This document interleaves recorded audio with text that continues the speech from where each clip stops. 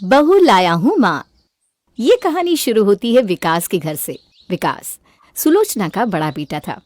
बचपन से ही विकास का मन पढ़ाई में जरा भी नहीं लगता था, इसलिए बहुत छोटी उम्र में ही विकास ने अपने पापा के बिजनेस को संभालना शुरू कर दिया था। पढ़ाई को अपना दुश्मन मानने वाला विकास आजकल रोज कॉलेज जा रहा था किसी के प्यार में।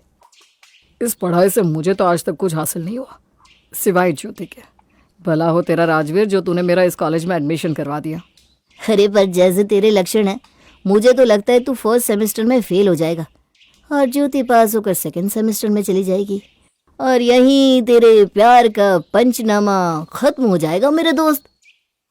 भाई भले ही मुझे क्वेश्चन पेपर खरीदने पड़े, पर मैं पास होकर ही रहूंगा। हाँ।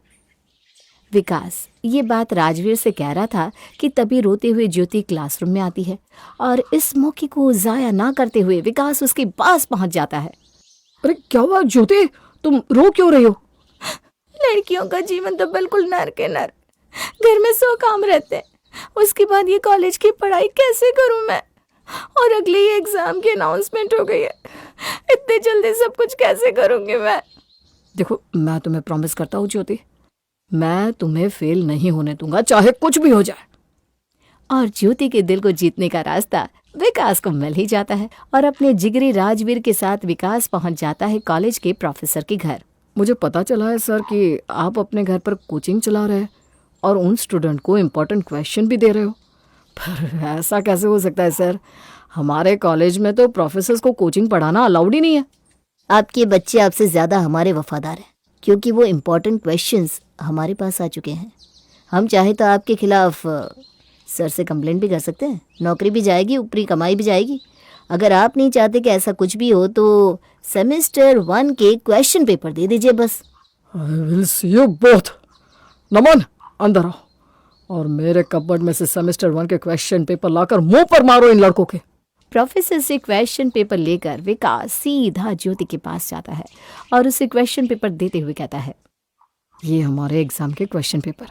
अब तुम्हें प्रॉब्लम नहीं होगी ज्योति, बस इसे पढ़ लो, फिर फर्स्ट आओगी तुम और सेकंड मैं। अपने हाथों में क्वेश्चन पेपर देखते ही खुशी के मारे ज्योति विकास के गले लग जाती है और यहाँ से शुरू हो जाती है विकास और ज्योति की लव स्टोरी। कॉलेज में सभी के लिए आगे बढ़ बढ़कर काम करने वाली ज्योति अपने घर वालों के लिए कुछ और ही थी। हाथ में क्वेश्चन पेपर आते ही ज्योति के तो तेवर ही बदल गए थे। वो अपने घर जाती है और पैर फैलाए सोफे पर लेट जाती है। थक गई होगी बेटा, तू आराम कर, मैं तेरे लिए अभी जूस लेकर आती हूँ। हाँ मम्मी, 1 गिलास जूस दो, फिर मुझे निकलना भी है। अरे कहाँ जाना है तुझे? ये रोज रोज बाहर घूमने मत जाया कर, तेरे पापा फिर मुझ पर हल्ला करते हैं। जिंदगी भर हल्ला करने के अलावा पापा ने कुछ किया है क्या? और मुझे फर्क नहीं पड़ता वो कुछ भी बोले, मैं तो बाहर जाऊंगी ही। 1 हफ्ते बाद तेरे एग्जाम है, क्या है, क्यों जाना है बाहर? आज प्रिया की बर्थडे पार्टी है और मेरे सारे फ्रेंड्स आ रहे हैं। अगर पार्टी में जाकर अपना सर्कल बढ़ाऊंगी नहीं तो क्या तुम लोगों की तरह इस छोटे से घर में ही रह जाऊंगी? बड़ी जगह मैं जाऊंगी तभी तो अमीर घर के बच्चे मिलेंगे, वरना अभी से 2 साल और पापा मुझे खुद जैसे किसी 20-25 हज़ार कमाने वाले लड़के से ब्याह देंगे। तू ये सब क्या बोल रही है बेटा? हम तुझे कॉलेज पढ़ने के लिए भेजते हैं या ये सब करने? ज्योति के घर की ये तो आम बहस थी। ज्योति हर वक्त यहाँ वहाँ घूमती फिरती और अपने दोस्तों के साथ लाइफ एंजॉय करती, और अब तो उसे विकास जैसा लड़का भी मिल चुका था। विकास का तो खुद का बिजनेस था, इसीलिए उसके पास पैसे की कोई कमी नहीं थी। वो ज्योति के सारे शौक पूरे करता। इसी तरह दिन बीतते जाते हैं और एक दिन मोहन ज्योति से कहता है, लोग बातें बनाने लगे हैं, कौन है वो लड़का जो तुम्हें कॉलेज से घर तक छोड़ने आता है? वो बस मेरा दोस्त है, वो तुझे फ़ोन दिला रहा है, इतने महंगे महंगे कपड़े दिलवा रहा है और बस दोस्त है। ऐसे दोस्त हमारे तो नहीं बने बेटा। अगर किसी के साथ संबंध बनाया है तो सच सच बता दो। ये सब ना संस्कारहीन वाली हरकतें मत करो। अगर लड़का पसंद है तो बोलो, लड़के को बोल दो हमारे घर रिश्ता भेज दे। बहुत लड़के हैं मम्मी, किसी के साथ घूम फिर लिया तो उससे शादी कर लूं, पागल नहीं हूं मैं। तो फिर बात करना बंद कर उससे, या जो है सामने ला। पर ज्योति तो अब भी किसी और बेटर ऑप्शन की तलाश में थी। फिर एक दिन ज्योति विकास को मिलने बुलाती है। अगर विकास ने आज मेरा काम कर दिया तो फिर सोचूंगी कुछ। विकास वहां पहुंचता है और ज्योति को टेंशन में देखकर घबरा जाता है। क्या हुआ ज्योति, कोई बात हुई क्या? परेशान हो गई हूँ मैं विकास, मैं सेटल नहीं हूँ यार। घर वालों के ये ताने, जॉब भी मिलती है तो 10-15 हज़ार की, वही दौड़ धूप और बॉस के ताने। मैं चाहती हूँ कि मेरा भी बिजनेस हो तुम्हारी तरह, पर पापा का काम तो तुम जानती ही हो, कहाँ है हमारे पास इतने पैसे। अरे जॉब वॉब नहीं करना ज्योति तुम्हें, ना ना ना ना, 15,000 महीने के तो मैं तुम्हें दे देता हूँ। तब तक मैं पापा को मनाने की कोशिश करता हूँ। हमारे गिफ्ट आइटम का काम इतना बड़ा है, एक फ्लोर मैं तुम्हें हैंडल करवा दूंगा, फिर तुम्हारे घर रिश्ता लेकर आ जाऊंगा।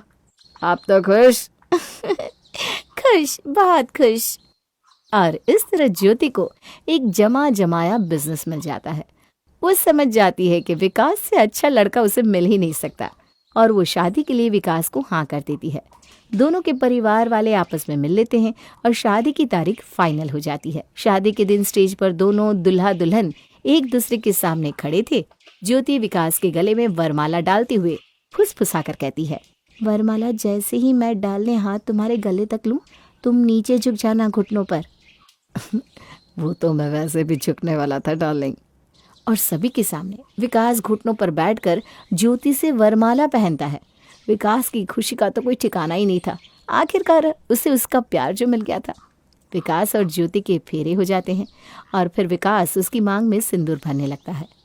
थोड़ा सा सिंदूर उठाओ, क्या देहातियों की तरह इतना उठा लिया तुमने? हल्का सा ही सिंदूर लगाना बस। अरे थोड़ा सा ही उठा रहा हूँ बाबू, वो तो ज़्यादा उठ गया। मेरा भी तो फर्स्ट टाइम है ना। अब देखो, टेंशन मत लो, मैं तुम्हारा मेकअप खराब नहीं होने दूंगा। मेकअप की छोड़ो, तुम यहाँ देख नहीं रहे हो कितने हाई क्लास लोग आए हुए हैं, क्या समझेंगे वो?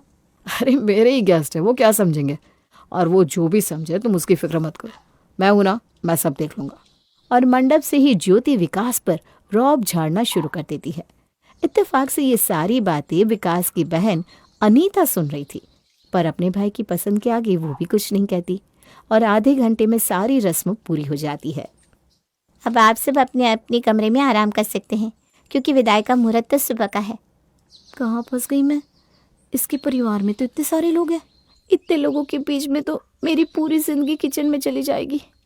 विदाई में अभी वक्त है, मुझे आज रात को ही विकास से इस बारे में बात करनी होगी। और जरा भी देरी ना करते हुए ज्योति होटल के कमरे में फूट फूट कर रोना शुरू कर देती है और अपने गाल पर तमाचा मार लेती है। उसे इस तरह से रोता हुआ देखकर विकास घबरा जाता है। ये क्या कर रही हो ज्योति? तुम खुद को मारना बंद करो प्लीज। हे भगवान, ये क्या हो गया अचानक तुम्हें? घबरा रही हो तुम विदाई के कारण? अच्छा बाबा, विदाई अभी कुछ दिन के लिए पोस्टपोन करवा देता हूँ बस। मैं पागल थी विकास, मैं पागल थी। मेरा बिजनेस वुमन बनने का सपना खत्म हो गया। अब मैं कुछ नहीं कर पाऊंगी बिकॉज आई एम डेड।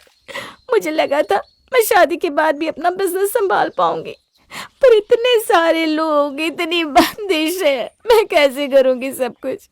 मुझे नहीं रहना इतने लोगों के बीच में। एक तो तुम्हारे बड़े पापा भी तुम्हारे साथ रहता है, तुम्हारा छोटा भाई भी है, उसकी भी शादी होगी। देखो, मुझे प्रॉब्लम नहीं है लोगों से, पर इतने लोग रहेंगे तो रोज रोज वहां से निकल कर दुकान आना मेरे लिए कितना मुश्किल हो जाएगा। तुम मुझे भूल जाओ विकास। अरे तुम अचानक ये सब क्या कह रही हो? इतने सारे लोगों के बीच हमारी शादी हुई है ज्योति। देखो, घर से 5 किलोमीटर दूर दुकान के पास ही पापा ने फ्लैट ले रखा है, हम वहीं रहेंगे बस, सिर्फ मैं और तुम। अब तो ठीक है भाई, ऐसे शादी तोड़ने वोड़ने की बात मत करो। मेरे लिए तुम्हारी खुशी से बढ़कर और कुछ भी नहीं है, मैं खुद भी नहीं। और ज्योति की जिद के आगे झुककर विकास अपने पूरे परिवार को छोड़कर ज्योति के साथ शिफ्ट होने का तय कर लेता है। बिल्कुल रहे सेपरेट, अगर उसे रहना है तो, पर कम से कम हफ्ते भर तो ससुराल में रहती। लोग क्या कहेंगे? लोगों का छोड़ो ना दीदी, आपको पता नहीं उसकी हालत कैसी है। वो घबरा गई है। पहले दिन तो सबके साथ रह लेगी, उसके बाद हम फ्लैट में शिफ्ट हो जाएंगे। और देखिए, पहले ही दिन ना सारी रस्में कर लेना और मेहमानों को विदा भी कर देना। दिखावे में तो ज्योति तेज थी ही, वो तो पहले ही दिन ससुराल में आए सारे मेहमानों की आवभगत में लग जाती है। मामी जी, आपने तो चाय ली ही नहीं, सिर्फ ऐसे सूखे बिस्किट खाएंगे क्या? रुकिए, मैं भी आपके लिए चाय लेकर आती हूँ। सुबह सुबह विदा हुई है लड़की और अभी मेहमानों की खातिरदारी में लग गई। 2 घंटे से भाग भाग कर तेरी बहू काम कर रही है सुषमा, 1 सेकंड भी नहीं बैठी। मानना पड़ेगा, हीरा लेकर आया है हमारा विकास। हम मनाली में रहते हैं बेटा, छुट्टी में ज़रूर आना तू। घर, दुकान, विकास सब कुछ संभालने के बाद अगर वक्त मिला तो ज़रूर आऊँगी मामी जी। मेरा छोड़िए, आप आते रहिएगा। बड़ा मन लग रहा है मेरा आप सबके साथ। इसी तरह अपनी चिकनी चुपड़ी बातों से ज्योति सभी का दिल जीत लेती है। सभी मेहमान ज्योति की तारीफ करते करते अपने अपने घर को रवाना हो जाते हैं। ज्योति भी अपने फ्लैट में शिफ्ट हो जाती है। नया अपार्टमेंट, नए नए लोग। अब ज्योति को चाहिए ही क्या था। 1 हफ्ते बाद, बहुत प्रॉब्लम होती है विकास। तुम्हारे साथ में दुकान में हेल्प करने के लिए पापा है, इतना सारा स्टाफ है, मुझे तो देखने वाला भी कोई नहीं है। मैं सोच रही हूँ मैं कुक और झाड़ू पोछे बर्तन कपड़े के लिए काम वाली रख लेती हूँ। सुबह सुबह आएगी, सारे काम करके चली जाएगी। हम दोनों ब्रेकफास्ट करके अपना अपना टिफ़िन लेकर काम पर निकल जाएंगे और रात को जब लौटेंगे तो खाना बना हुआ मिलेगा, कोई टेंशन नहीं। ये किचन का मामला तो मुझे समझ में नहीं आता। जो तुम बोलो, मुझे कोई दिक्कत नहीं है। तो फिर ठीक है, तुम महीने के 50,000 मेरे हाथ में रख दो, बाकी फिर सारे खर्चे, बिजली बिल, फ्लैट मेंटेनेंस, वो सब मैं देख लूँगी। इसी तरह 7-8 महीने निकल जाते हैं। ज्योति जो भी करती, विकास उस पर कभी सवाल नहीं उठाता। पर धीरे धीरे ज्योति की हरकतें और बदलती जा रही थी। रात के 12 बजे। कहाँ हो यार तुम ज्योति? दुकान से तो तुम 8 बजे ही घर के लिए निकल गई थी। अच्छा, तो अब तुम मुझ पर निगरानी रख रहे हो? मैं ए विंग की आंटी के साथ बाहर घूमने आई हूँ। 1 बजे की मूवी है हमारी, पिक्चर सुबह तक ओवर होगी। उन्हीं के साथ मैं घर आ जाऊंगी, तुम सो जाओ। अरे तो तुम्हें मुझे बताना तो चाहिए था ना ज्योति, मैं चलता तुम्हारे साथ। दिन भर तुम्हारे पास बातें क्या होती है? वही स्टॉक कितना आया, स्टॉक कितना गया, इस बार महीने की कितनी कमाई हुई। यहाँ कोई ऐसी फालतू बातें नहीं करता। They talk about class. जो पता नहीं आजकल तुम्हारा कहाँ चला गया है। ज्योति दिन भर यहाँ वहाँ घूमती और स्टाफ पर दुकान छोड़कर अपनी नई नई फ्रेंड्स के साथ घूमने चली जाया करती। न किसी ससुराल वाले से मतलब, न ही मायके वालों की चिंता। एक दिन हॉट पैंट पहनकर ज्योति अपनी कुछ फ्रेंड्स के साथ मार्केट में घूम रही थी, तभी सुरेश उसे देख लेता है। अपने ससुर को देखने के बाद भी ज्योति नजर घुमा लेती है। रात को विकास घर आता है। ज्योति, वो क्या इज्जत रखी तुम्हारी वाइफ ने? जो मन आता है वो पहनती है। ये सब कान भर कर भेजे ना पापा जी ने तुम्हें? देखो, मैं ये कह रहा था कि पापा और मम्मी कल से हमारे साथ रहने आ रहे हैं। पापा की तबीयत कुछ ठीक नहीं है और वहाँ उनकी सेवा नहीं हो पा रही है। अरे तो नर्स रख लेंगे ना, यहाँ कैसे सेवा हो पाएगी बताओ? तुम रहते हो दुकान पर, मैं भी घर पर नहीं रहती। हमारे पीछे उन्हें कुछ हो गया तो? ना ना ना ना पापा, मुझे अपने सर पर किसी की मौत का इल्जाम नहीं लेना। वो मैं देख लूंगा, तुम फिक्र मत करो। अगले दिन से विकास अपने मम्मी पापा को लाकर अपने घर पर रख लेता है। अपने सामने अपने सास ससुर को देखते ही रोज आराम से 10 बजे उठने वाली ज्योति अब आज 8 बजे ही तैयार हो जाती है। मैं दुकान निकल रही हूँ विकास, मेड आ जाएगी, जो बनवाना हो बनवा लेना। दुकान तो हम 11 बजे खोलते हैं ना, इतनी हड़बड़ी क्या है? मम्मी जी तो देखिए कैसी बैठी हैं। इतने दिन से हम इस फ्लैट में रह रहे हैं, आज तक सोफे कवर पर जरा भी दाग नहीं लगा, और देखिए उन्होंने आते ही कैसे चाय का दाग लगा दिया। ये कहकर ज्योति अपना पर्स उठाकर घर के दरवाजे से बाहर निकल जाती है। जिंदगी भर अपना झूठा हाथ तूने मेरे पल्लू पर पोंछा बेटा, और आज यहाँ आए मुझे घंटा भर नहीं हुआ कि सोफे पर दाग लग जाने पर मुझे सुना दिया। तेरे पापा की तबीयत इतनी खराब ना होती तो मैं यहाँ कभी नहीं आती बेटा। मैं आपका बेटा हूँ कि वो आपकी बेटी है मम्मी, आप फिक्र मत करो, मैं हूँ ना। दुकान मैंने साहिल को संभालने दी है, वो सब मैनेज कर लेगा। विकास दिन भर अपने माँ बाप की सेवा करता है। रात के वक्त ज्योति घर आती है। आ गई बहू, आ बैठ। थक गई होगी ना, सुबह से निकली हुई है। हाँ मम्मी जी, इतना काम रहता है, पर फिर भी लोगों को हमारा ही घर खाली दिखता है। ज्योति अपने वॉशरूम का दरवाज़ा खोलती है। अब टॉयलेट जाने के बाद फ्लश भी नहीं करती क्या mummy ji? Oh my god, कितनी गंदी स्मेल आ रही है। वो बेटा सीढ़ियाँ चढ़कर, यहाँ पॉट है ना, तो मैं ऊपर चढ़ ही नहीं पाई, तो मैंने तो नीचे ही टॉयलेट कर लिया था। ये सुनते ही ज्योति जोर से दरवाज़ा पटक कर छत पर चली जाती है। बस इसी तरह ये ड्रामा रोज चलता रहता। ज्योति किसी न किसी बहाने से अपने सास ससुर से झगड़ा कर लेती। 2 दिन पहले आए अपने सास ससुर भी ज्योति से बर्दाश्त नहीं हो रहे थे।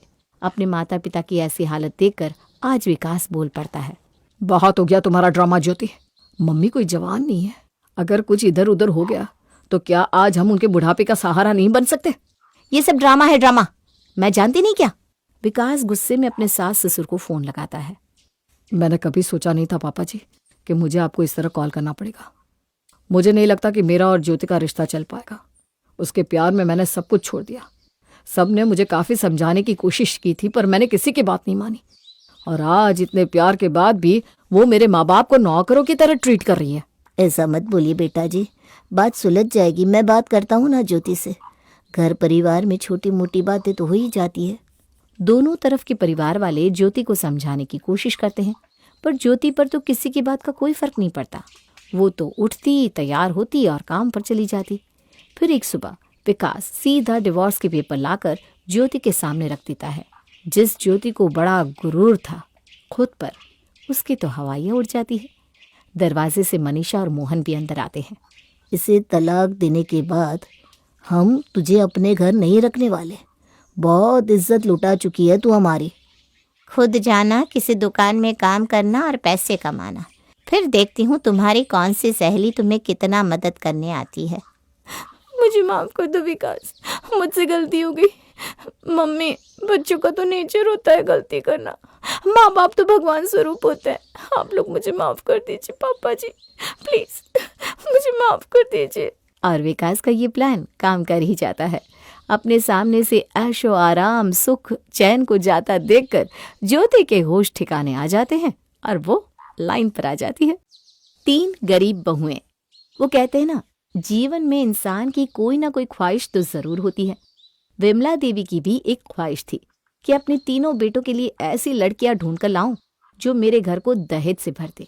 उसकी ये ख्वाहिश पहले ही एक हद तक तो टूट चुकी थी, क्योंकि उसके बड़े बेटे जतिन ने एक गरीब घर की लड़की से लव मैरिज कर ली थी। अब और उनकी ये ख्वाहिश कुछ और टूटती सी नजर आ रही थी, क्योंकि घर के दरवाजे पर उसका दूसरा बेटा प्रवीण भी लव मैरिज कर अपनी पत्नी को घर ले आया है। हे भगवान, कहीं मुंह दिखाने लायक नहीं छोड़ा तूने मुझे। तेरे भाई ने तो पहले ही उस गरीब से शादी करके मेरे अरमानों पर पानी फेर दिया था, और अब तूने भी वही किया। अरे शादी करनी थी तो इज्जत से कर लेता। इस तरह भाग कर शादी करने की क्या जरूरत थी? माँ अगर आप जैसी हो तो बच्चों को भागकर शादी करनी ही पड़ेगी। कब से कह रहा था कि मुझे रूबी से शादी करनी है, लेकिन आपको तो उसके फाइनेंशियल स्टेटस से प्रॉब्लम थी। अब आप तो मेरी शादी रूबी से करवाने को मान नहीं रही थी, तो मजबूरन मुझे भागना ही पड़ा। चलो रूबी, हम अपने कमरे में चलते हैं। विमला की पड़ोसन अनीता, जिसे उसकी घर की हर खबर रखने का बड़ा शौक था, अपनी खिड़की से छिपकर विमला की नई बहू का अच्छी तरह स्वागत देखकर तुरंत उसके घर फुदक पड़ी। विमला बहन, ओ विमला बहन। हे भगवान, अब ये कहाँ से आ गई? पक्का इसने प्रवीण को उस रूबी के साथ देखा है, तभी ये यहाँ पर आई है। अरे मैं कब से तुम्हें आवाज दे रही हूँ, कुछ जवाब तो दो। अच्छा, तुम मुझे आवाज दे रही थी? मैंने तो सुना ही नहीं। कहो, क्या काम था? काम तो मुझे कुछ नहीं था, बस ऐसे ही तुमसे मिलने चली आई। अभी देखा मैंने तुम्हारी नई बहू घर में आई है। भाई तुम तो बड़ी छुपी रुस्तम निकली। पहले तुमने किसी को बिना बताए अपने बड़े बेटे जतिन की शादी करवा दी थी, और अब प्रवीण की भी ऐसे छुप छुप कर शादी करा दी है। अरे हम तो पड़ोसी हैं, हमें तो बुला लिया होता। अरे काहे का बुला लिया होता? मुझे खुद अब पता चला है कि इसने भी जतिन की तरह ही किसी गरीब लड़की से शादी कर ली है। इतना मना किया था इसे, लेकिन मजाल है कि कोई मेरी बात माने। हे भगवान, मतलब इस बार भी तुम्हें कोई दहेज नहीं मिला? क्या क्या सपने देखे थे तूने दहेज के। बहू घर में लाऊंगी तो अमीर घर की लाऊंगी, 50 लाख दहेज लूंगी। लेकिन इसे देखकर तो लग रहा है कि ये दहेज में 50,000 भी नहीं लाई होगी। तेरे दहेज के अरमान पूरी तरह पानी में डूब गए। अब तो बस नीति नहीं बचा है जो तेरे बचे कुछ अरमानों को कुछ पूरा कर सकता है, वरना मुझे तो उसकी भी उम्मीद नहीं है। अरे शुभ शुभ बोल। पहले क्या मेरी किस्मत पर कम मनहूसियत छाई हुई है जो तू भी इस तरह मनहूस वाली बात कर रही है? अरे भाई मैं तो सच कह रही हूँ। तेरे 3 बेटे हैं, तू 2 को तो अपनी मुट्ठी में रख नहीं पाई। अब तुझे क्या लगता है कि तीसरा तेरी मुट्ठी में रहेगा? तूने शुरू से ही इनको बहुत ढील दे दी। मेरी तरह कस कर रखा होता तो तेरे बेटे भी आज मेरे नीरज जैसे होते। अपनी मर्जी से उसके लिए इतने अमीर घर की बहू ढूंढ कर लाई हूँ मैं, इतना दहेज लेकर आई है मेरी बहू कि घर में सामान रखने के लिए भी जगह नहीं है। एसी, फ्रिज, इतना महंगा फर्नीचर, गोल्ड और डायमंड की ज्वेलरी, इतना दहेज आज तक किसी की बहू नहीं लेके आई जितना मेरी बहू लेकर आई है। हाँ हाँ, पता है, तेरी बहू बहुत दहेज लेकर आई है। बार बार ये बात बोलकर मेरे जले पर नमक छिड़कने की जरूरत नहीं है।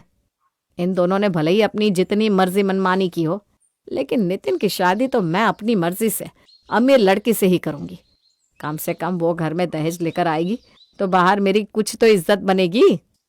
देखते हैं विमला बहन, तीसरी बहू आकर तुम्हारा घर भरती है या वो भी इन दोनों की तरह ही। खैर छोड़ो, मैं चलती हूँ, चाय का टाइम हो गया। मेरी बहू ने मेरे लिए चाय बना दी होगी। अनीता विमला के जले पर नमक छिड़क कर चली जाती है। तभी विमला की बड़ी बहू प्रीति उसके लिए चाय बनाकर लाती है।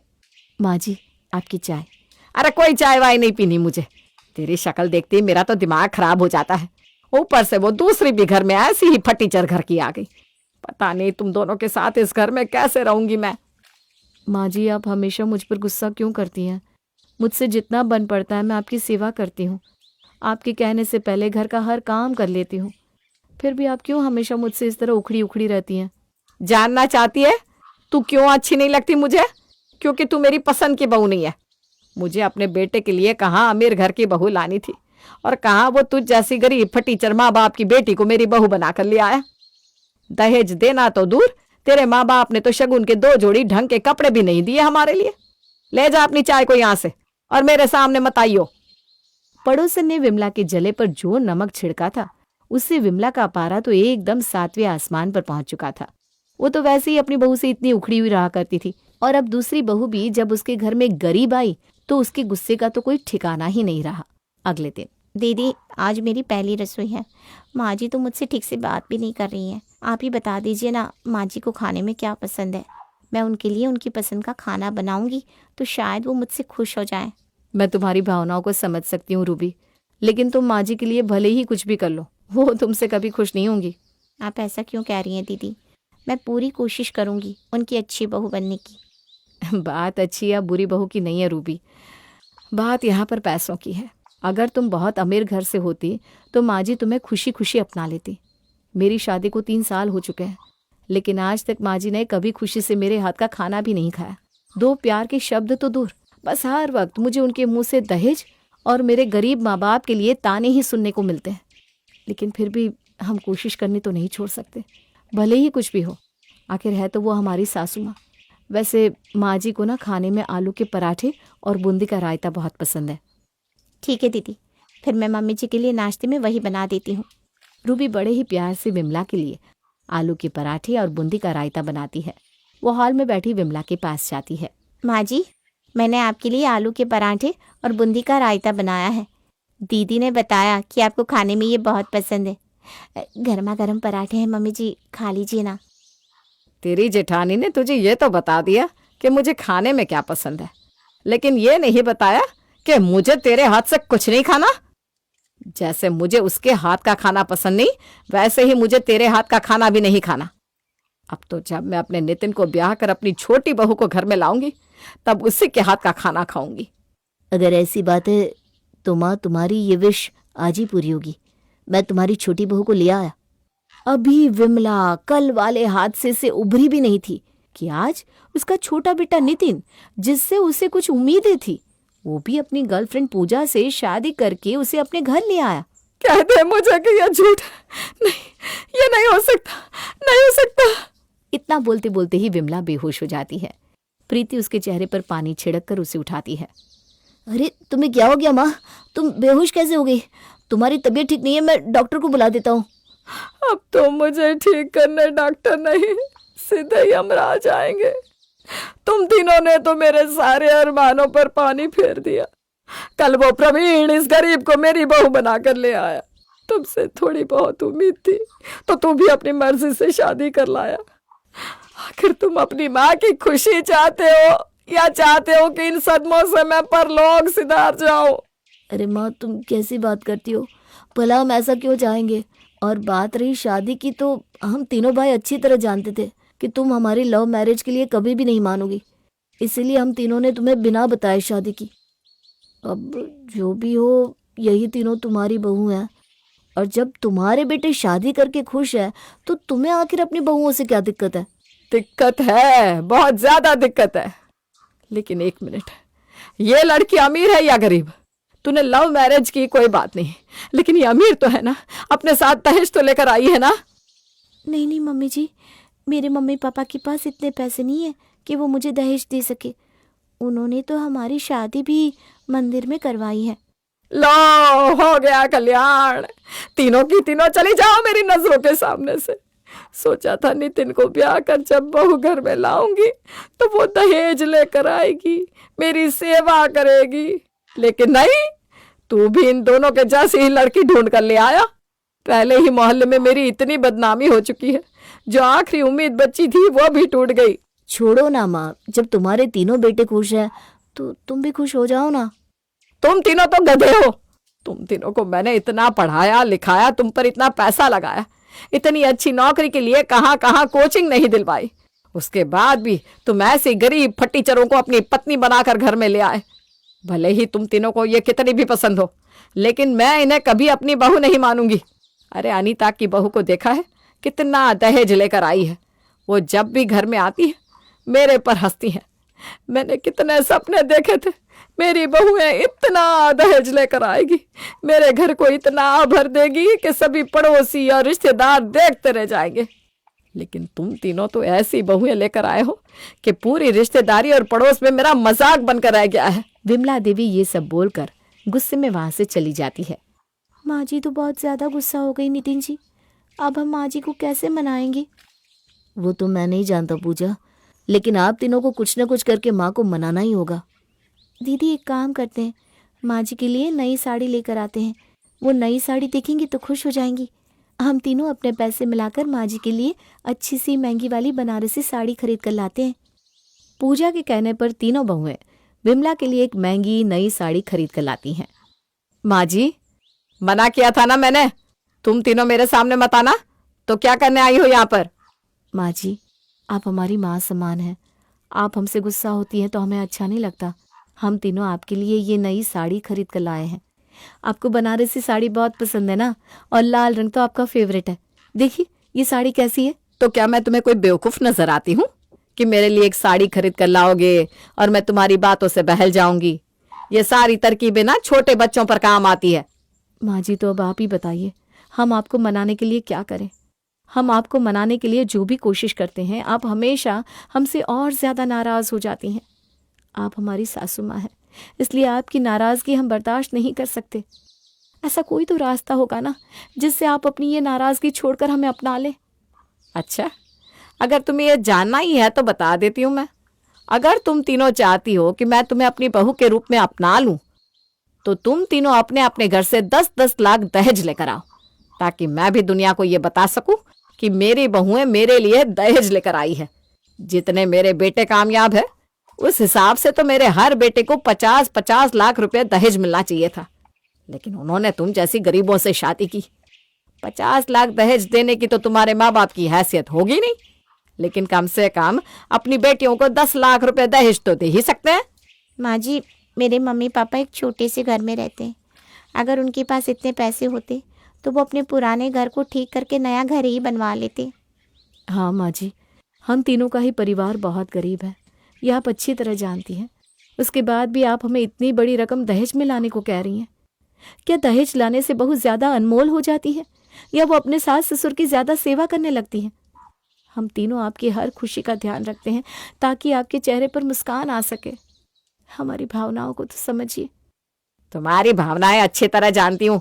तुम इतनी गरीब थी तो मेरे बेटों से शादी क्यों की? किसी गरीब लड़के से ही शादी कर लेती। तुम गरीबों की औलाद ऐसी होती है। अपने बचपन से तो तुमने कुछ देखा नहीं होगा, तो सोचा होगा किसी अमीर लड़के को अपने जाल में फंसाकर पूरे घर के मालकिन बन जाऊं। मेरे तीनों बेटे तो बेवकूफ थे जो तुम जैसी लड़कियों के चक्कर में फंस गए, वरना तुम जैसे गरीबों को तो मैं कभी अपने मुंह भी ना लगाती। जाओ यहाँ से। विमला की बातों से उसकी तीनों बहुओं के दिल को बहुत ठेस पहुंचती है। वो उन तीनों को अपने कमरे से निकाल देती है। माँ जी तो हमसे और ज़्यादा गुस्सा हो गई। अगर हम माँ जी को खुश करने के लिए दहेज ला सकते तो ज़रूर लाते, लेकिन हम में से किसी की भी इतनी हैसियत नहीं कि माँ जी के लिए दहेज ला सके। दीदी, माँ जी को हम तीनों बहुओं की तरफ से कभी कोई गहना नहीं मिला। हम तीनों माँ जी के लिए पैसे मिलाकर एक सोने की अंगूठी खरीद कर ले आते हैं। क्या पता उससे माँ जी खुश हो जाए। मुझे इस बारे में पक्का तो नहीं पता रूबी, लेकिन एक बार कोशिश कर सकते हैं। वो तीनों अपने जोड़े हुए पैसों से सुनार के पास जाकर विमला के लिए एक सुंदर सी सोने की अंगूठी लेकर आती हैं। अगले दिन, माँ जी, हम तीनों की शादी में ही आपको कोई गहना नहीं मिला। उस समय तो हमारे पास आपको कुछ भी देने के लिए नहीं था, लेकिन हम आपके लिए ये सोने की अंगूठी लेकर आए हैं। आपको ये बहुत पसंद आएगी। ओहो, जिंदगी में पहली बार मेरे लिए कुछ ऐसी चीज लेकर आए हो जो मैं दुनिया को दिखा सकूं। लेकिन इसका क्या फायदा? ये तो मेरे बेटों के पैसों से ही आई है। अपने माँ बाप के पैसों से मेरे लिए कुछ लेकर आती तब तो मैं इसे लेती। मेरे बेटों के पैसों से मुझे ही अंगूठी खरीद कर दे रही हो। ऐसी 10-10 अंगूठी मैं अभी के अभी बनवा सकती हूँ, समझी? इसलिए मेरे सामने ज्यादा चालाक मत बनो। तुम समझती हो तुम्हारी इन छोटी छोटी चालों में फंसकर मैं ये घर अपने तीनों बेटों के नाम कर दूंगी और तुम उन्हें बहला फुसलाकर खुद सारी जायदाद की मालकिन बन जाओगी। लेकिन अपने जीते जी मैं कभी ऐसा नहीं होने दूंगी। ये अंगूठी जहां से लेकर आई हो ना, वहां वापस देकर आओ। और खबरदार, अगर आज के बाद मेरे बेटों के पैसों से कुछ भी इतना महंगा खरीदा तो। आप हमारे बारे में गलत सोच रही हैं माँ जी, हम ऐसा कुछ भी नहीं चाहते। अपनी बकवास बंद करो, समझी? घर में 2 घड़ी बैठना मुश्किल कर दिया है। एक अनीता की बहू है जिसने अनीता के घर में इतना दहेज लाकर उसके घर को स्वर्ग बना दिया है। अनीता को रानी की तरह रखती है वो। और एक तुम जैसी बहू है जिनके रहते मेरा अपने ही घर में सांस लेना मुश्किल हो गया है। मैं तो अनीता के घर ही जा रही हूँ। कम से कम उसकी बहू हमारे स्टैंडर्ड की तो है। उसके घर जाकर बैठूंगी तो 4 अच्छी बातें होंगी, वरना तुम्हारे साथ रहकर तो मैं पागल ही हो जाऊंगी। विमला अनीता के घर जाती है तो खुले हुए मेन डोर से खुद ही अंदर चली जाती है, लेकिन अपने सामने का नजारा देखकर उसके तो होश ही उड़ जाते हैं। अरे ये क्या? अनीता की बहू तो आराम से बैठकर टीवी देख रही है। और ये क्या? अनीता घर में बर्तन मांज रही है। अभी जाकर पकड़ती हूँ इसे। विमला किचन में अनीता के पास जाती है। विमला को अपने सामने देखकर अनीता बुरी तरह चौंक जाती है। अरे विमला, तू यहाँ? हाँ, मैं यहाँ। लेकिन तू अपने घर में बर्तन क्यों धो रही है? तू तो कहती थी तेरी बहू घर का सारा काम करती है। घर में इतना दहेज लेने के बाद भी उसके अंदर जरा सा भी घमंड नहीं है। वो तुझे घर की रानी बना कर रखती है। एक चाय का झूठा कप भी नहीं उठाने देती तेरी बहू तुझे। लेकिन यहाँ तो मामला मुझे कुछ उल्टा ही नजर आ रहा है। अब तक चाय नहीं बनी क्या मेरी? आपको तो एक काम करने को कह दो 10 घंटे लगा देती हूँ। यहाँ इतनी देर से मेरे सर में दर्द हो रहा है। जल्दी से चाय लेकर आओ, वरना आज रात रोटी भी खाने नहीं दूंगी मैं आपको। बस अभी ला रही हूँ बहू। बस एक बार उसे ये चाय देकर आऊं, उसकी बात बताती हूँ तुझे सब। अनीता विमला को लेकर पास वाले पार्क में जाती है। अब बता, ये सब क्या चल रहा है? अब जब तूने सब कुछ अपनी आंखों से देख ही लिया है, मैंने भी तेरी तरह लालच में अपने बेटे की शादी एक अमीर घर में की। इस बात में कोई शक नहीं कि मेरी बहू शादी में बहुत सारा दहेज लेकर आई, लेकिन जितना ज्यादा दहेज उतनी ज्यादा घमंडी बहू। मुझे दहेज देकर उसने मुझे ही खरीद लिया। अपने ही घर में 2 वक्त चैन से रोटी नहीं खा सकती मैं। मेरी बहू मुझसे पूरा दिन नौकरानी की तरह काम करवाती है, मेरी कोई इज्जत नहीं करती।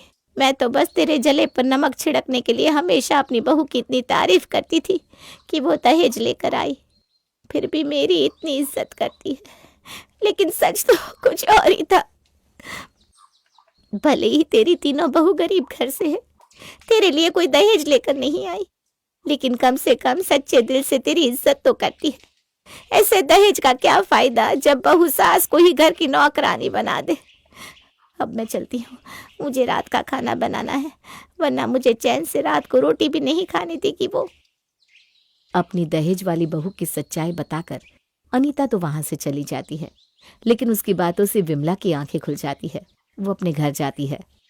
प्रीति, रूबी, पूजा, मुझे माफ कर दो। मैं हमेशा तुम तीनों को दहेज के लिए परेशान करती रही। मैंने दहेज के आगे कभी कुछ और सोचा ही नहीं कि तुम तीनों मेरी कितनी सेवा और इज्जत करती हो। लेकिन आज मुझे अपनी गलती का एहसास हुआ है।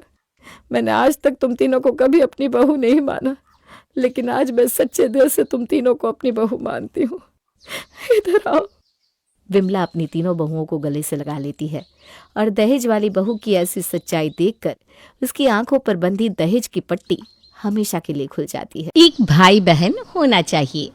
सुबह के 9 बजे शकुंतला देवी के घर पर। विवेक, तुम्हारी फाइल देखो मिल गई। मेरे कपड़ों में रख दी थी तुमने, बताओ। और कल तुम मुझ पर कितना चिल्ला रहे थे। क्या चिल्ला रहा था? बस पूछा तो था ईशा। तुम तो ऐसे बोलती हो, सुनने वाले को लगेगा भाई विवेक अपनी वाइफ को कितना टॉर्चर करता है। बच्चों को संभालने की उम्र में खुद बच्चे क्यों बन रहे हो दोनों? ये किस बहस में लग गए? हो गया ना काम, मिल गई ना फाइल। अब फौरन दोनों खाने की टेबल पर चलो। मैं तो तैयार ही हूँ मम्मी जी, जब से उठी हूँ तब से बैठी कहाँ हूँ। विनीता को एक ही काम मुझे ही बताना पड़ता है, क्या बनाना है क्या नहीं। अच्छा मैं किचन में जा रही हूँ, आप विवेक को रेडी करवाइए। ईशा फौरन किचन में जाती है जहाँ उसकी कुक प्लस काम वाली बाई रोटियाँ बना रही थी। अरे दीदी, आज आपने फिर से पराठे बना दिए। मैंने कहा तो था फुल्के ही बनाइएगा, वो भी बिना घी के। ऐसे ही मुझे फैटी लिवर हो रखा है। विवेक की भी तबीयत ठीक नहीं रहती। ऑफिस का खाना खा खाकर ऐसे ही शरीर कचरा हुआ पड़ा है। अब ये पराठे मम्मी जी को खिला दीजिएगा, हमारे लिए जल्दी से फुल्के सेक दीजिए। और सब्जी वगैरह देने की ज़रूरत नहीं है, मैं दही से ही रोटी खा लूँगी। मैं बाहर हूँ, जल्दी लगाइए खाना, टाइम हो रहा है हमारे निकलने का। भागते दौड़ते विवेक और ईशा अपना नाश्ता करते हैं। भैया दीदी, टिफिन टिफिन तो छोड़ दिया आपने। अरे थैंक यू दीदी, अच्छा कि आपने याद दिलाया, वरना आज फिर कैंटीन से खाना खाना पड़ता। फ़ौरन टिफ़िन लेकर दोनों अपने अपने ऑफिस निकल जाते हैं। 2 घंटे बाद। आंटी जी मैं निकल रही हूँ, सारा काम हो गया है, झाड़ू पोछा बर्तन खाना। अरे ये बाथरूम तू साफ करके आई है? मुझे लगा अभी साफ करने जाएगी। मैं फिसलते फिसलते बची हूँ फर्श पर। अरे पूरा का पूरा सरफ पड़ा है, लगता है किसी ने डब्बा खोलकर सरफ रख दिया ज़मीन पर। एक तो तू नाश्ते के वक्त ही दोपहर का खाना बनाकर चली जाती है और 2 घंटे में हाथ हिलाकर ऐसा काम करती है जो ना के बराबर होता है। मेरी बहू को तो लूट रही है तू। ठीक है ना, फिर जो आपकी बहू को ना लूटे ऐसे काम वाले ले आओ ना आंटी जी।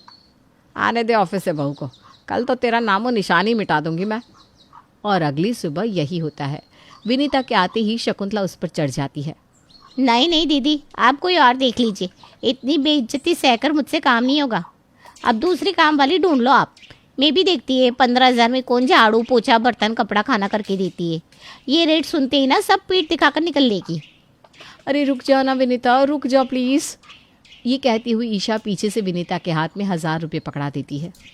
5 मिनट दीजिए मुझे मम्मी जी, मैं अभी इससे बात करके आती हूँ। विनीता को ईशा किचन में ले जाकर कहती है, एक तू ही तो मेरा सहारा है विनीता। तू जानती है ना मम्मी जी पुराने ख्यालातों की है, थोड़ा तू भी एडजस्ट कर लेना। इस बार ना मैं तेरी तनख्वाह 16,000 कर देती हूँ, ठीक है? आपका चेहरा देखकर रुक रह लिए दीदी, वरना काम की विनीता को कोई कमी नहीं है। और कुछ ऐसा था ईशा का जीवन, जहाँ उसे खुद के लिए वक्त नहीं था, पर शादी को अब पूरे 2 साल हो चुके थे और उसकी सास को तो अलग ही टेंशन लगी पड़ी थी। रात को खाने के वक्त, ये सब ना ग्रह दोष है, और वो तो होगा ही अगर शादी के इतने दिनों तक घर में बच्चा नहीं आएगा, घर में किलकारी नहीं गूंजेगी, तो घर में शांति आएगी कहाँ से?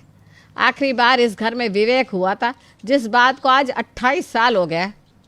मुझे मत कहिए बच्चा करना है तो मम्मी आप ही कर लीजिए, यहाँ खुद का शरीर नहीं संभल रहा, बच्चा कौन संभालेगा? अरे मैं हूँ ना, मैं संभाल दूंगी। इसी शहर में तेरी माँ का भी घर है, तेरी माँ के यहाँ छोड़ देना। और 2 साल में तो बच्चा खुद ही बड़ा हो जाता है, उसके बाद तो कोई टेंशन ना है। और तुझे ऑफिस छोड़ने को नहीं कह रही हूँ ना मैं बहू, बस 9वें महीने अगर तुझे ठीक लगे तो ऑफिस चले जाना, वरना घर पर आराम करना। इतनी छुट्टी तो ऑफिस वाले देते ही हैं। मैं तेरी नॉर्मल डिलीवरी करवा दूंगी। आज बच्चा हुआ और कल काम पर जाएगी तू। ईशा तो बच्चा पैदा करने को राजी ही नहीं थी, तो अब शकुंतला ने सहारा लिया अपने बेटे का। अगली शाम शकुंतला पड़ोसन के घर से एक छोटे से बच्चे को लेकर आती है और विवेक के ऑफिस जाने के वक्त बच्चे को ज़मीन पर अपने हाथों और पैरों की मदद से चलने के लिए छोड़ देती है। दरवाजे से जैसे ही विवेक अंदर आता है, उस छोटे से बच्चे को देखकर खुश हो जाता है। ले मेरा बेटा, ले मेरा बेटा। कहते हैं ना, बच्चे के साथ कोई भी बच्चा बन जाता है। अपने कपड़े चेंज किए बिना ही विवेक बच्चे के साथ खेलने लगता है। अब ऐसे ही हर रोज़ शकुंतला पड़ोसी से उसके बच्चे को घर ले आया करती। डिनर रेडी है विवेक, आ भी जाओ आप। नहीं नहीं, मैं तो खेलूंगा। ला ला ला। अपना बच्चा कर लेती तुम बहू तो कम से कम विवेक को पड़ोसी के बच्चे से तो दिल नहीं लगाना पड़ता। देख कैसे विवेक इस पराये बच्चे से घुल मिल गया है। औरत का शरीर ही माँ बनने के लिए बना होता है, और जो औरत माँ नहीं बनती ना, उसे 10 बीमारियाँ लग जाती है। और शकुंतला जी का ये फॉर्मूला काम आ ही जाता है, और ईशा बच्चा पैदा करने के लिए राज़ी हो जाती है। ऐसे ही 9 महीने बीत जाते हैं। ईशा अपने बच्चे को जन्म देती है। मेरी तो हालत ख़राब हो गई है मम्मी जी। आपने तो बोला था आज बच्चा कर अगले दिन ऑफिस चली जाना। यहाँ तो लगता है 10 साल तक मैं अब उठकर चल भी नहीं पाऊँगी। अरे तो कौन भेज रहा है तुझे ऑफिस? एकदम आराम कर बहू, वैसे भी ना बच्चे को अभी तेरी ज़रूरत है। बच्चा होने के बाद क्या ऑफिस, क्या दूसरे काम। ईशा तो बेचारी दिन भर अपने छोटे से बच्चे में ही लगी रहती। रात को विवेक ऑफिस से आता है और कुछ देर बच्चे को खिलाकर फिर से ईशा को देते हुए कहता है, बच्चे को संभालने में ही समय निकल जाता है ईशा। अब तुम चाहो तो वर्क फ्रॉम होम तो कर ही सकती हो। अब देखो तुम्हारी सैलरी भी नहीं आ रही, हॉस्पिटल में अभी इतना एक्सपेंस हुआ है, अब घर पर बच्चा है तो हर रोज़ कुछ ना कुछ तो लाना ही रहता है। खर्चे इतने बढ़ गए और इनकम आधी हो रखी है। अब तो रिंकू भी 6 महीने का हो गया है। मुझे नहीं लगता अब तुम्हें ज़्यादा दिक्कत होगी। तुमने तो बोल दिया विवेक, 2 मिनट नहीं संभालता कोई से। पहले तो मम्मी जी ने कहा था पैदा कर लो मैं पाल दूंगी। 1 सेकंड के लिए अगर ये रो देता है तो मम्मी लाकर इसे मेरी गोद में रख देती है। मेरे ऑफिस में वो प्रिया नहीं थी क्या, उसकी भी डिलीवरी हुई है। 2 महीने नहीं हुए कि वापस से उसने ऑफिस भी ज्वाइन कर लिया। देखो इच्छा हो ना तो सब कुछ हो सकता है। और कौन सा मैं तुम्हें ऑफिस जाने को बोल रहा हूँ। तुम्हारी ऑफिस की तो तुम बहुत पुरानी एम्प्लॉई हो, बात करो ना बॉस से, हो जाएगा मैनेज। और ईशा को 6 महीने बाद ही वर्क फ्रॉम होम लेना पड़ता है, और इसके कुछ और दिन बाद बॉस का ऑफिस से कॉल आता है। अब तो मैं तुम्हें और वर्क फ्रॉम होम अलाउ नहीं कर पाऊंगा ईशा, क्योंकि बाकी एम्प्लॉयज़ भी है, सबको देखना पड़ता है। 1 हफ्ते और वर्क फ्रॉम होम कर लो, फिर ऑफिस ज्वाइन कर लो। हो गया कल्याण, अब इस बच्चे को घर पर कौन संभालेगा? मैं है ना दीदी, बस आप ना ज़रा तनख्वाह का ख्याल रख लीजिएगा। वाह वाह वाह विनीता, इधर आ मेरे पास बैठ। विनीता मुझे तुझ पर ही भरोसा था, तू ही मेरी आखिरी उम्मीद थी। अच्छा मैं ना तुझे 22,000 दे दूंगी, तू रिंकू का ध्यान रखना। कल से मैं ऑफिस ज्वाइन कर लेती हूँ। मेरी सास पर तो मुझे रत्ती भर भी अब विश्वास नहीं रहा। विवेक और ईशा की भागदौड़ भरी जिंदगी वैसे ही चलती रहती है, पर पहले जो लोकल ट्रेन थी अब मेट्रो एक्सप्रेस हो जाती है, क्योंकि अब उनकी लाइफ में रिंकू जो ऐड हो गया था। 2 साल बाद। मम्मा मम्मा। अरे यार देखो ना विवेक कैसे फूट फूट कर रो रहा है। कैसे जाऊँ मैं ऑफिस? वो तुम्हारे लिए नहीं रो रहा है, रुको मैं बताता हूँ। विवेक कमरे से लैपटॉप लाकर उस पर कार्टून मूवी लगाकर रिंकू के सामने रख देता है, और रिंकू आराम से लैपटॉप में पिक्चर देखना शुरू कर देता है। ऐसे पलते हैं बच्चे, समझी। ये 8 घंटे की लंबी सीरीज़ है, अभी ये शाम तक यहाँ से नहीं उठने वाला। ये कोई बात हुई भाई? ऐसे पलते हैं क्या बच्चे? अकेला बच्चा है घर पर, मन कैसे लगेगा इसका? 3 साल हो गए बेचारे को, अभी भी सही से साफ साफ नहीं बोल पाता। बोले भी कैसे?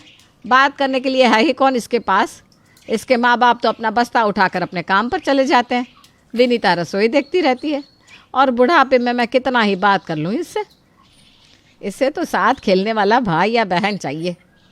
यहाँ एक बच्चा नहीं संभल रहा और इसको भाई बहन लाकर तुम्हें। हाथ जोड़ती हूँ मम्मी जी, अब मुझसे नहीं होगा। वैसे बस्ते से याद आया, 3 साल का तो हो गया है रिंकू, अब इसका भी स्कूल में एडमिशन करवा देते हैं। आधे से ज़्यादा वक्त स्कूल में रहेगा तो हमें भी टेंशन नहीं होगी। क्यों विवेक? विवेक और ईशा रिंकू का एडमिशन स्कूल में करवा देते हैं। पर जो बच्चा स्कूल जा रहा हो उसका होमवर्क देखना भी तो एक बहुत बड़ा टास्क होता है। सिर्फ होमवर्क देखना ही नहीं, होमवर्क करवाना भी। ईशा और विवेक जैसे ही ऑफिस से आते हैं, पापा आज टीचर ने बहुत मारा क्योंकि होमवर्क नहीं हुई थी, और मैंने भी उनको बोल दिया यूजलेस। मम्मा आप भी मेरे को कहती हो ना? तो उन्होंने बोला कल मम्मी पापा को लेकर आना, पर आप दोनों तो ऑफिस जाते हो तो स्कूल कौन आएगा? दादी तो बूढ़ी है, मैं बूढ़ी दादी को नहीं ले जाऊंगा स्कूल। क्या? ओ माय गॉड, और यूज़ करो ऐसे वर्ड्स ईशा। बेचारे को होमवर्क भी नहीं करवाया, अरे ध्यान रखना चाहिए था ना। अच्छा मेरा बेटा, वाह। सारी जिम्मेदारियां मुझ पर है। बच्चा भी मैं पैदा करूं, जॉब भी मैं करूं, घर आने के बाद डिनर भी मैं बनाऊं और बच्चे का होमवर्क भी मैं करवाऊं। तो तुम क्यों हो यहाँ? माँ बाप दोनों तो मैं ही हूँ, तुम तो कुछ करती ही नहीं। तुमसे ज़्यादा सैलरी है मेरी, छोड़ देता हूँ नौकरी, बैठ जाता हूँ घर पर, फिर संभाल लेना तुम सारा खर्च। 30,000 की तुम्हारी सैलरी है, उसमें तुम काम वाली को खर्च देती हो और अपना थोड़ा बहुत पर्सनल खर्च भी निकालती हो। बाकी सब तो मुझ पर है ना ईशा। राशन कौन लाता है? मैं ही लाता हूँ। रिंकू का एडमिशन किसने करवाया? नर्सरी में 90,000 रुपये लगे, वो कहाँ से आए पैसे बताओ? अरे भाई तुम दोनों भी चुप हो जाओ। अब गलती की है तो भुगतना तो पड़ेगा। 5 साल का हो गया है रिंकू। अगर इसका कोई छोटा भाई बहन रहता तो उस पर जिम्मेदारी रहती उसे संभालने की, फिर खुद का होमवर्क तो करता ही, उसका भी होमवर्क करवा देता। और ये उलझुल शब्द तो उसके ज़बान पर आते ही नहीं। पर अब इसके आगे पीछे है ही कौन? सुन लो ईशा, सुन लो क्या कह रही है मम्मी। कभी कभी तो मुझे लगता है मम्मी आप ठीक ही कहती है। अकेला रहता है ना रिंकू घर पर, इसलिए इतना बिगड़ गया है और इसका ध्यान हमारी बातों पर रहता है। अपना खुद का भाई बहन रहता तो उसके साथ ही लगा रहता, फिर हमें टेंशन लेने की ज़रूरत ही नहीं पड़ती। एक और बच्चा, समझ में भी आ रहा है तुम्हें? फिर मुझे ऑफिस छोड़नी पड़ेगी। एक बच्चे के पीछे इतने खर्च होते हैं, कैसे होगा सब मैनेज? अरे नहीं बेटा, एक बच्चे को पालने में जितना खर्च है ना, 10 बच्चों को पालने में भी उतना ही समय और उतना ही खर्च आता है। अब मुझे ही देख ले, 10-10 भाई बहन थे हम, क्या नहीं पले? उस ज़माने में तो इतनी फैसिलिटी भी नहीं थी कि फ़ोन पकड़ा कर बच्चों को बिठा दो। पहले और आखिरी बच्चों में ही इतना फ़र्क हो जाता था कि भाई बहन ही एक दूसरे को पाल देते थे। मेरा तो कन्यादान भी मेरी बहन ने ही किया था। वाह, मतलब रिंकू की बहन आएगी। Rinku is very happy. पता है दादी, अगर मेरी बहन आएगी तो मुझे राखी बांधेगी, जैसे कि चिंटू की बहन उसे राखी बांधती है। कल संडे है, कल सारा ऑफिस का काम छोड़ छाड़ कर मैं रिंकू के स्टडीज़ पर ध्यान देती हूँ। चलो तुम कमरे में। अगली सुबह उठते ही ईशा रिंकू को पढ़ने के लिए बिठा देती है। यूँ तो आपकी सास बकवास करती है दीदी, पर ये वाली बात ना सच कह रही है। मैंने बिना एक बच्चा होते ही दूसरा बच्चा कर दिया था। अब देखिए, मैं यहाँ रहती है तो पीछे से मेरी बेटी ही मेरे बेटे को संभाल लेती है। ईशा जिससे भी बात करती तो उसे 2 बच्चे होने के फ़ायदे ही गिनवाए जाते और इस बात को पक्का करने के लिए विवेक की कलीग अपने हस्बैंड और बच्चों के साथ उनके घर आती है। हेलो विवेक। अरे प्रिया तुम, अरे यार मैं कल किसी और बात में फंस गया था, सबको बताना ही भूल गया था कि आज तुम आने वाली हो। बिट्टू, महर का ध्यान रखना। हाँ मम्मा, महर बेबी को बिट्टू संभाल लेगा, बस आप मम्मम दे दो महर की। और सबके सामने प्रिया का बेटा उसकी बेटी को संभाल रहा था। आप प्रिया से ही पूछ लो। तुम बताओ बेटा, कोई दिक्कत होती है क्या 2 बच्चों को संभालने में? बिल्कुल नहीं आंटी जी, बिल्कुल भी नहीं। मेरा तो बेटा ही मेरी बेटी को संभाल देता है, मुझे चिंता करने की ज़रूरत नहीं पड़ती। मुझे तो हकीस भी चेंज करने आते हैं आंटी। ये देखो, यही तो समझाना चाह रहा था मैं ईशा तुम्हें। क्या बताऊँ यार प्रिया, परेशान हो गया हूँ मैं। हमसे ना रिंकू संभल ही नहीं रहा, हमारे पीछे बेचारे का मन ही नहीं लगता। मम्मी ने कितनी बार समझाया ईशा को कि दूसरा बच्चा कर लो, पर उसे ये बात समझ में ही नहीं आती। अरे पर अभी क्या हड़बड़ी है? एक तो शादी के 3 साल बाद हमने पहला बच्चा किया, वो भी क्यों? क्योंकि तुम सेटल नहीं थी। अब रिंकू 5 साल का हो गया, अब कितना लेट ईशा। इसके बाद तुम्हें लगता भी है कि तुम कंसीव कर पाओगी? वही तो, दूसरे बच्चे को पहले बच्चे के ही कपड़े पहना दो, उसके खिलौने दे दो, शुरुआती दिन तो ऐसे ही निकल जाते हैं, खर्चा होता ही नहीं। विवेक इज राइट भाभी, you should go for it. कम से कम 2 बच्चे तो होने चाहिए। पता नहीं, एक बच्चा अगर नालायक निकल जाए तो दूसरा बच्चा तो बुढ़ापे का सहारा बन पाएगा। और ईशा मान जाती है, पर बच्चा करना हमारे हाथ में तो होता नहीं। बहुत कोशिश के बाद भी ईशा कंसीव नहीं कर पाती। आजकल का खान पान कैसा हो गया है, शरीर में जान कहाँ बची है किसी के जो औरत माँ बनेगी। मैंने तो पहले कहा था बहू, पहले ही कर ले बच्चा, पर पता नहीं तेरी बुद्धि कहाँ घास चलने गई थी। मैं कोशिश कर रही हूँ ना मम्मी जी, आप फिक्र मत कीजिए, हो जाएगा बच्चा। लगातार कोशिशों के बाद भी कुछ हाथ न लगने के कारण विवेक और ईशा के बीच लड़ाइयाँ बढ़ती जा रही थी। कहाँ रिंकू को पालने के लिए वो सेकंड बेबी के बारे में सोच रहे थे, पर अब इस झंझट में रिंकू के साथ ईशा और विवेक जो वक्त बिताते थे, अब वो वक्त भी रिंकू को नहीं मिल पा रहा था। मुझे मत बोलो विवेक, देख लो मैं तो मान गई ना, ट्राई किया ना, पर कंसीव नहीं कर पा रही हूँ। क्योंकि फॉल्ट तुम में है। You are useless. वही तो, तुमने तो डॉक्टरी भी कर ली। अरे कब की, मुझे तो बताया नहीं। टेस्ट करवाया क्या तुमने अपना, जो मुंह उठाकर मुझ पर आरोप लगा रही हो? तो करवा लो ना टेस्ट, दूध का दूध पानी का पानी हो जाएगा। विवेक और निशा दोनों ही टेस्ट करवाते हैं और पता चलता है कि ना ही अब ईशा माँ बन सकती है और ना ही विवेक पापा। ये रिपोर्ट्स देखते ही दोनों डॉक्टर के सामने ही कुत्ते बिल्लियों की तरह लड़ना शुरू कर देते हैं। मुझे ये कहना तो नहीं चाहिए, पर मैं कह रही हूँ कि आई एम हैप्पी कि आप दोनों कंसीव नहीं कर सकते, वरना जैसे आपने अपनी फर्स्ट चाइल्ड की हालत करके रखी है, दूसरे बच्ची की भी यही हालत होती, क्योंकि आप पेरेंटिंग में फेल हो रहे हैं। लोगों ने कह दिया सेकंड बेबी होना चाहिए और आपने मान लिया। रिंकू के भाई बहन नहीं है तो आप बन जाओ उनके भाई बहन। आप दोनों को एक अच्छे काउंसलर की ज़रूरत है। मैं काउंसलर का नंबर लिख देती हूँ, आप काउंसलर से मिल लीजिए। सो यू नीड काउंसलर, याद रखिए। डॉक्टर की सलाह मानकर ईशा और विवेक काउंसलर के पास जाते हैं, जहां उन्हें समझ में आता है कि उन दोनों की पेरेंटिंग में गलती कहाँ हो रही थी। 2 महीने बाद मम्मा, मुझे टेस्ट में वेरी गुड मार्क्स मिले। वो तो मिलने ही थे, अपने पापा पर जो गया है मेरा बेटा, बिल्कुल ब्रिलियंट। नहीं नहीं, मेरा रिंकू तो अपनी माँ पर गया है, स्मार्ट। मैं तो आप दोनों पर गया हूँ मम्मी पापा। पड़ोस आई मौसी। हेलो सावित्री, आज मेरे नए घर का गृह प्रवेश है। तेरी जीजी ने भी तेरे पड़ोस में ही घर बना लिया है। सबके साथ आज तेरा घर पर न्योता है। ज़रूरी नहीं कि हमारी खुशियों में बाकी सब लोगों की भी खुशी छिपी हो या फिर वो हमारी खुशी में खुश हो। ऐसा ही कुछ हाल है निर्मला की बहन सावित्री का। अब निर्मला ने उसे अपनी खुशी में शामिल होने के लिए न्योता तो दे दिया, लेकिन क्या उसकी बहन उसकी खुशी में खुश होती है या उसकी तरक्की देखकर उसके मन में जलन की आग दौड़ने लगती है? चलिए देखते हैं। बाप रे बाप, क्या घर बनाया है जीजी ने।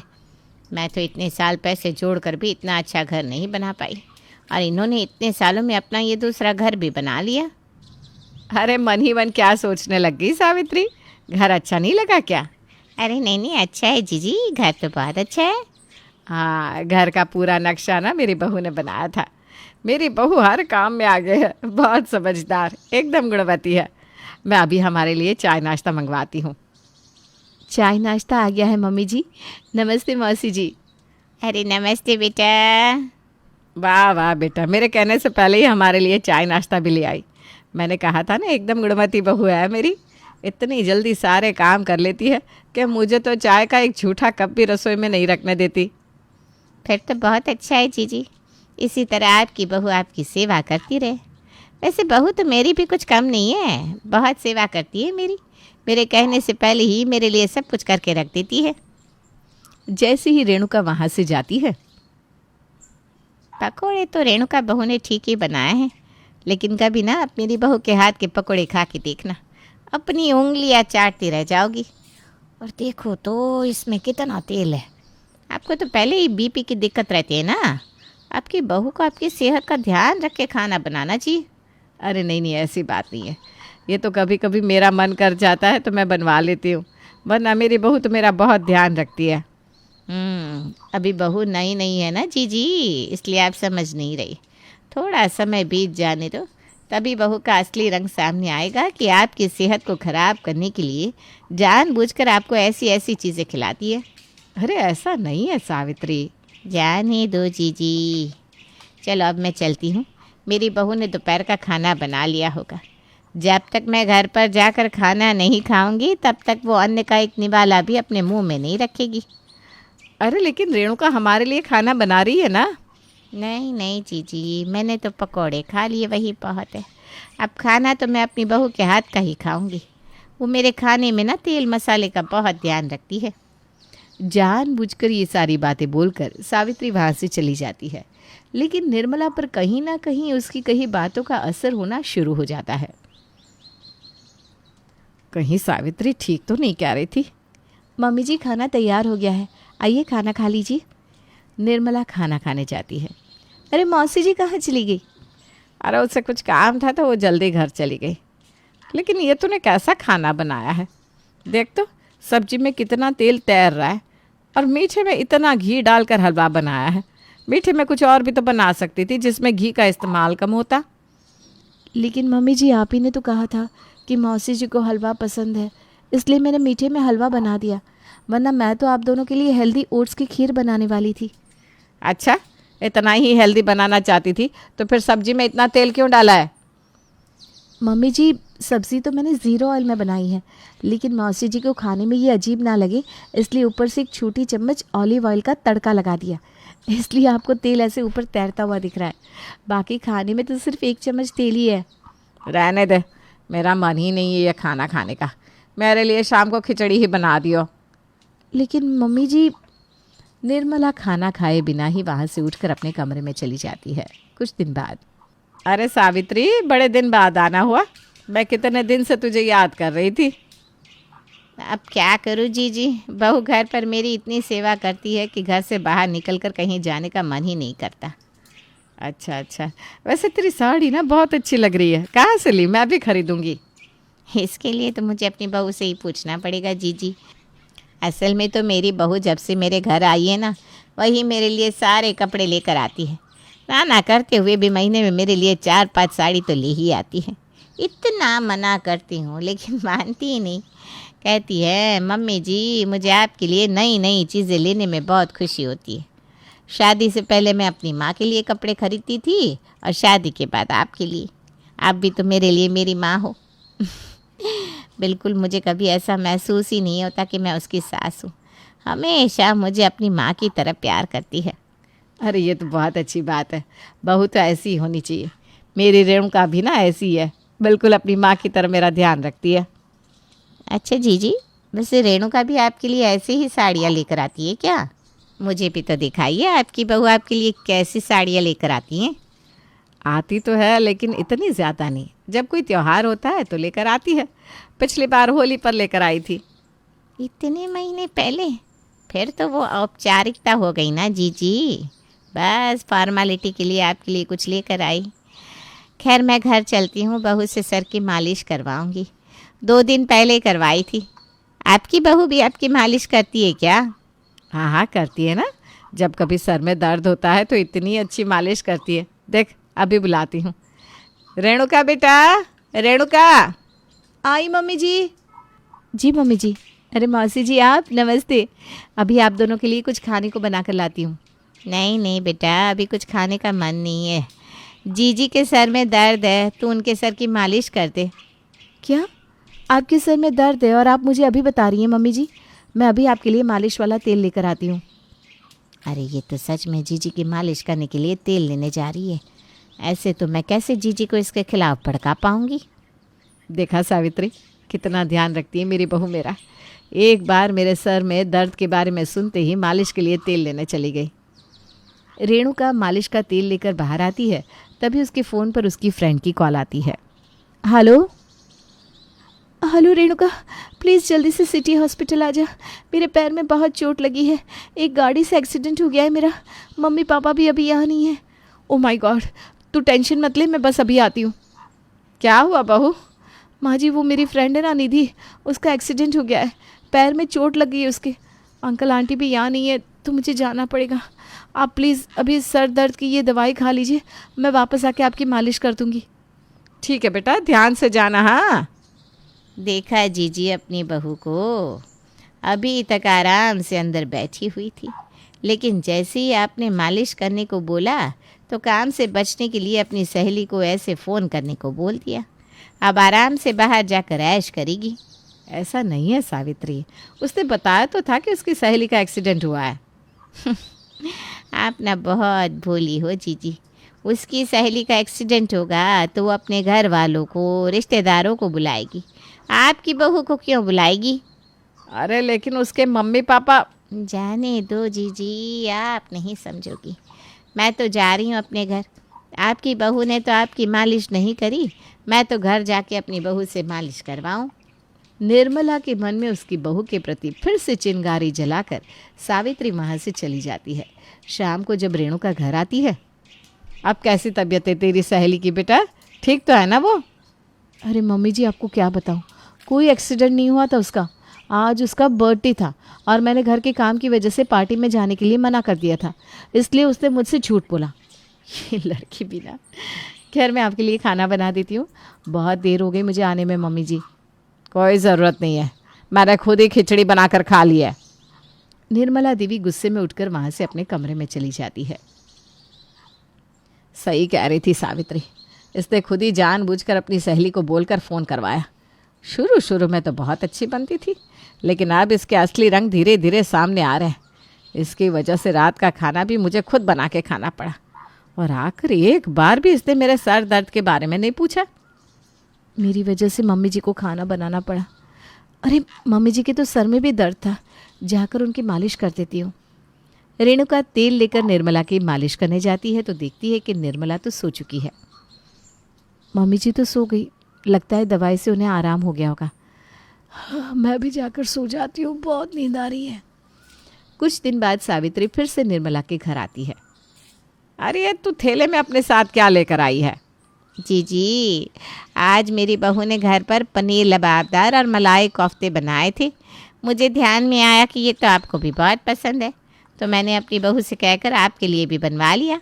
इस थैले में वही लेकर आई हूँ, और साथ में गर्मा गर्म रोटी और चावल भी है। अरे वाह वाह वाह, आज तो खाने का मज़ा ही आ जाएगा।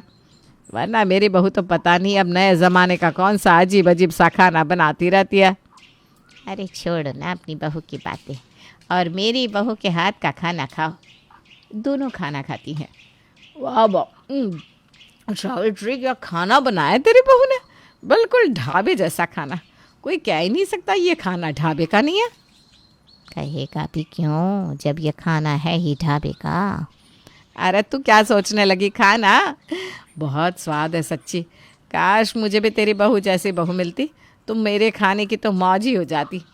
और इसमें तेल भी कितना नाप तोल कर डाला है तेरी बहू ने, बहुत ही समझदार है। हाँ जी सो तो है। अच्छा हुआ कि पहले ही ढाबे वाले को बोलकर सब्जी में कम तेल डलवाया। खाना खाने की कुछ देर बाद सावित्री वहाँ से चली जाती है। शाम के वक्त, बहू आज तू मेरे लिए दाल मखनी और कढ़ी पकौड़े बना, बहुत दिन हो गए तूने ऐसा कुछ नहीं बनाया। मम्मी जी डॉक्टर ने आपको हल्का खाने को बोला है ना, इसलिए मैं आपसे ये सब नहीं बनाती। और दाल मखनी में कितना सारा मक्खन पड़ता है, और कढ़ी पकोड़े में तले हुए पकोड़े आपको बहुत नुकसान करेंगे। दाल मखनी तो मैं आपको नहीं खिला सकती, लेकिन मूंग की दाल और बिना पकोड़े की कढ़ी बना देती हूँ चावल के साथ, वो आपके लिए ठीक रहेगी। तो ये सब खाना कम तेल में भी तो बना सकती है ना, ज़रूरी है क्या दाल मखनी में ज़्यादा मक्खन डालना? थोड़ा कम मक्खन डालकर भी तो बना सकती है। माँ जी थोड़ा सा मक्खन भी आपके लिए अच्छा नहीं है, बात समझिए ना ज़रा। ठीक है। रेणुका किचन में खाना बनाने जाती है। ठीक कह रही थी सावित्री, जब उसकी बहू मेरे लिए कम तेल वाला इतना स्वादिष्ट खाना बना सकती है, तो फिर इससे मेरे लिए कुछ बनाने में क्या आफत आ जाती है। जब देखो तब ऐसा ही बेस्वाद खाना खिलाती रहती है। सावित्री के बहू के हाथ का खाना खाकर तो मज़ा आ गया, और मुझे वो खाना कुछ नुकसान भी नहीं किया। अगले दिन दोपहर के समय, ये लीजिए मम्मी जी, मैंने आपके लिए मिक्स वेजिटेबल दलिया और रायता बनाया है। एक मिनट, तूने ये दलिए के अंदर घी क्यों डाला है? सादे दलिए से आपको एसिडिटी हो जाती है ना, इसलिए एक छोटी चम्मच घी डाला है। हाँ, जब कल कढ़ी पकौड़ा बनाने को बोला तो कहने लगी इसमें इतना तेल है, और अब खुद मुझे ऐसे घी खिला रही है। नहीं खाना मुझे, कुछ नहीं है मेरा कुछ भी खाने का मन, समझी? लेकिन मम्मी जी, बोला ना मैंने, ले जाइए खाना। निर्मला देवी गुस्से में वहाँ से चली जाती है। शाम के समय, आज तो मैं शाम को सावित्री के घर जाकर उसकी बहू के हाथ का ही खाना खाऊंगी, कम से कम वो मेरे लिए अच्छा स्वादिष्ट खाना तो बना देगी। ये सोचकर निर्मला देवी अपनी बहन के घर जाती है, लेकिन जैसे ही वो घर में घुसती है तो घर के अंदर तो कुछ और ही नज़ारा देखने को मिलता है, जिसे देखकर निर्मला देवी के तो होश ही फाख्ता हो जाते हैं। बाप रे बाप, हाथी के दांत खाने के कुछ और, दिखाने के कुछ और। ये तो बिल्कुल ही काया पलट हो गई। सच्चाई ये थी, और मुझे चिकनी चुपड़ी बातें करके इसने कुछ और ही सच्चाई बताई। इससे तो सबक सिखाना ही पड़ेगा। अगले दिन सावित्री देवी फिर से निर्मला के घर एक डब्बा लेकर आती है। अरे आज तो इस डब्बे में क्या ले आई? आज क्या बना के भेज दिया तेरी बहू ने मेरे लिए? मैंने उसे बताया कि जीजी को खीर बहुत पसंद है, तो उसने आपके लिए काजू बादाम डालकर खीर बना दी। अरे वाह वाह वाह, खीर तो मुझे बहुत ही पसंद है। हम खीर तो खाएंगे, लेकिन उसके साथ साथ मैं आज तुझे कुछ दिखाती भी हूँ, तो खीर खाने का मज़ा ज़्यादा आएगा। क्या जीजी? बस अभी टीवी चलाती हूँ, देख तू। निर्मला टीवी ऑन करती है। आज खाने में क्या बनाना है बहू?